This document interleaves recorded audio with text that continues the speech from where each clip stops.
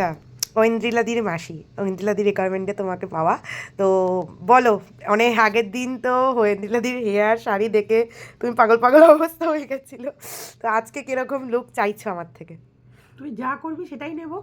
একটু glass finish makeup চাইছি, চোখটা একটু হাইলাইটেড চাইছি, আর চুলটা তুই যেমন করে দিবি, সামনে বলছিস ক্রিম পিঞ্চ করে, হ্যাঁ আমার চুলটা সত্যি একটু পাতলা, পাতলা তো ক্রিম্পিং হ্যাঁ না একটু করলে ভালো ক্রিম লাগবে, পিঞ্চ করে একটু পেছনে একটু সেট কাল কর, হোক বা হ্যাঁ। সেট হোক, যেটা হোক সেটা করবি। আর তোর তো মেকআপের প্রচণ্ড সুনাম, সেটা ওয়েন্দিলা দিয়েও বলেছে, আমি দেখেওছি। সুতরাং আজকে আশা করছি বেশ প্রথম তোর কাছে সাজছি, ভীষণ এক্সাইটেড, হাইলি ঠিক আছে ঠিক আছে, শুরু করছি। তো মাসি, ফাইনাল লুক কেমন লাগলো?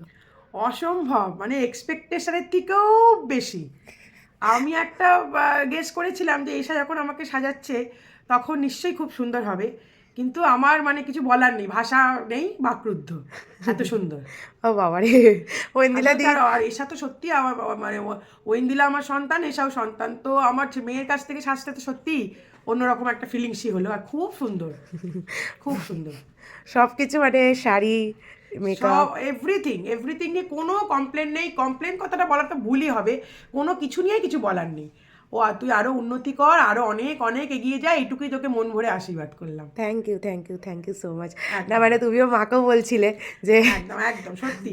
আর আমার একটু সাজা নিয়ে একটু আছে বটে, একটুখানি খুঁতখুতুনি আছে, এটা আমি হ্যাঁ বলেই হ্যাঁ দিলাম, হ্যাঁ হ্যাঁ, কিন্তু একদমই সেখানে কোনো সুযোগ রাখিনি ও। যেটা আমি চেয়েছি তার ওপর দিয়েও করে দিয়েছে, একদম একদম খুব একদম স্মার্টি স্টাইলিশ লুক, একদম। একদম একদম সত্যি, তোমাকে খুবই মিষ্টি লাগছে, এত সুন্দর। ওটাই তোর একদম ক্রেডিট, একদম। Okay okay, thank you so much, thank you. Love you so much.